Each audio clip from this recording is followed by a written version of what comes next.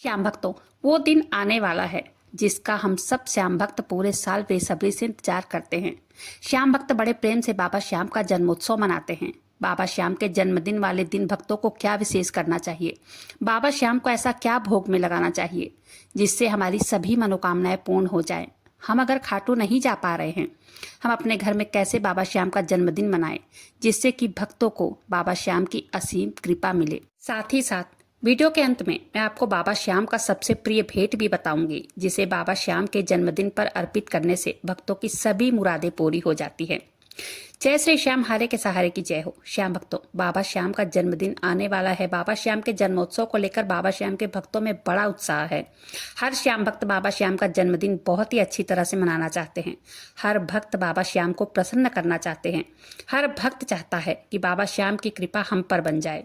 हम बाबा श्याम को किस तरह मनाएं, कैसे मनाएंगे, अपने घर पर रहकर उनकी पूजा कैसे करेंगे और ऐसा कौन सा उपाय है जिसे करने से वो हम पर जल्द से जल्द कृपा करेंगे, उनकी आशीर्वाद की प्राप्ति जल्द से जल्द हम पर होगी। इस वीडियो में यही सारी बातें हम जानेंगे। और किस दिन है बाबा श्याम का जन्मदिन।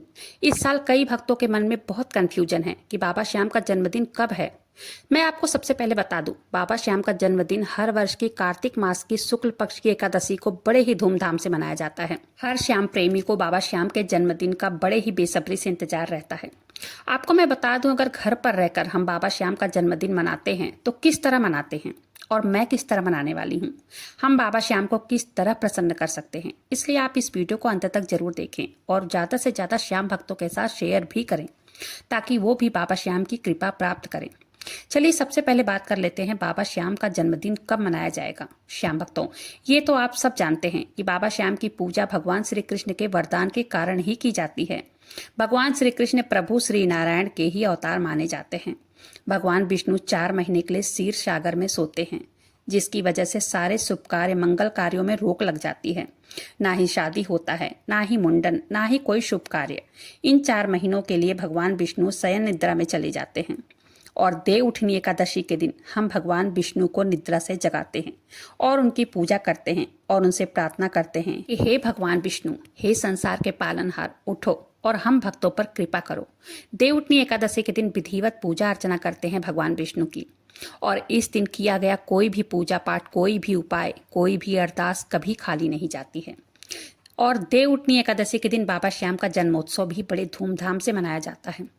अब बात करते हैं बाबा श्याम का जन्मदिन देव उठनी एकादशी के दिन ही क्यों मनाया जाता है। शास्त्रों के अनुसार बाबा श्याम के शीश की स्थापना कार्तिक मास के शुक्ल पक्ष के एकादशी के दिन खाटू धाम मंदिर में की गई थी। इसलिए बाबा श्याम का जन्मोत्सव कार्तिक मास की शुक्ल पक्ष की देव उठनी एकादशी के दिन ही मनाया जाता है। और बाबा श्याम के भक्त कार्तिक मास के शुक्ल पक्ष एकादशी के दिन से ही बाबा श्याम के नए व्रत खाते हैं, रखते हैं, नया व्रत शुरू करते हैं उसी दिन से। वैसे हर एकादशी अपने आप में बहुत महत्वपूर्ण होती है, लेकिन देव उठान एकादशी, जिसको देव उठनी एकादशी कहा जाता है, ये एकादशी कार्तिक महीने में पड़ने की वजह से बहुत महत्वपूर्ण मानी जाती है, क्योंकि इस दिन प्रभु श्री नारायण निद्रा से जगाए जाते हैं और इसी दिन बाबा श्याम के शीश की स्थापना भी हुई थी खाटू धाम मंदिर में। इसलिए ये एकादशी अपने आप में भक्तों के लिए बहुत महत्वपूर्ण हो जाती है।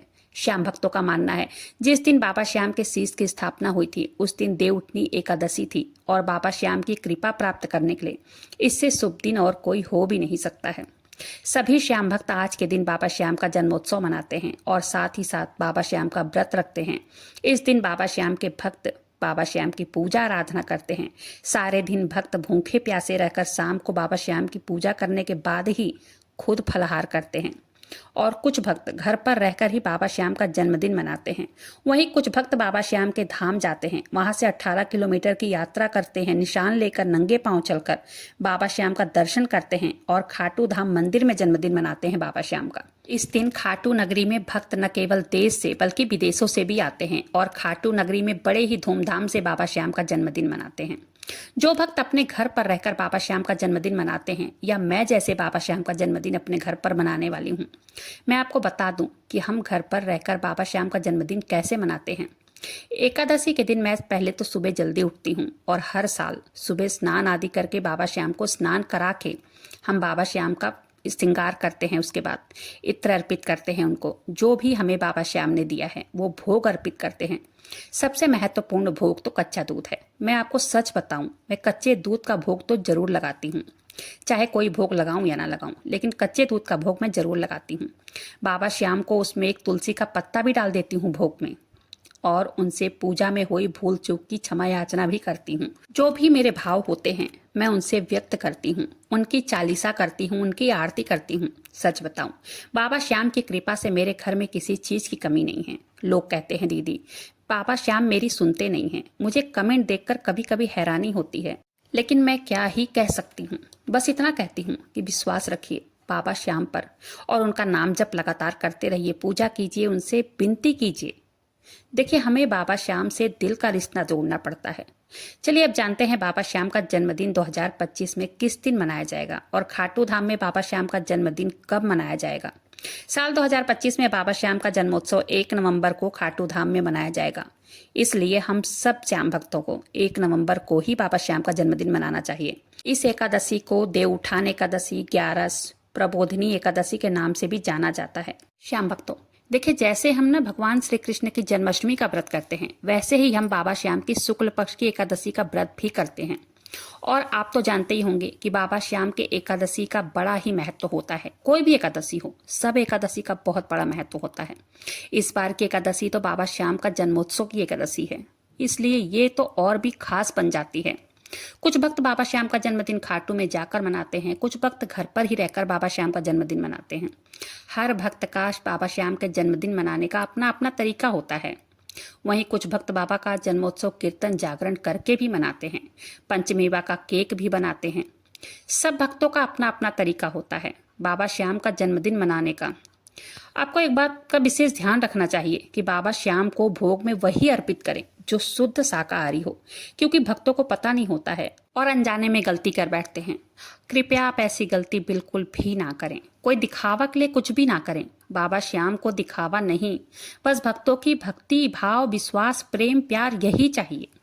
आप अपने घर पर ही मानो जो केक होता है मावे का केक, वही बना लीजिए, मावे के लड्डू पेड़े बना लीजिए, वो बाबा श्याम को भोग लगा दीजिए, जिससे कि लोग जो बाबा श्याम का व्रत करते हैं वो भी बाबा श्याम का प्रसाद ग्रहण कर सके।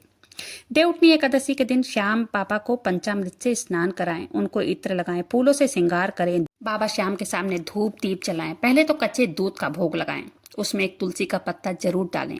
फिर जो भी भोग आपने बनाया है उनके लिए वो लगाएं और खुद भी ग्रहण करें। बाबा श्याम के सामने अपनी परेशानी, अपनी मनोकामना कहें। घर के मंदिर में ही बैठकर उनसे बातें करें, उनके भजन सुनिए और उनको भजन सुनाइए। आप ज्यादा कुछ नहीं कर सकते तो आप इस तरह से साधारण तरीके से बाबा श्याम का जन्मदिन अपने घर में मना सकते हैं। बस आपकी भक्ति देखते हैं वो बस आपका भाव देखेंगे कि मेरा भक्त मुझे कितना प्रेम करता है। आप बाबा श्याम का जन्मोत्सव अपने घर पर रहकर इसी तरह से मनाइए, और मैं भी सेम इसी तरह से अपने घर पर रहकर अपने बाबा श्याम का जन्मोत्सव मनाऊंगी।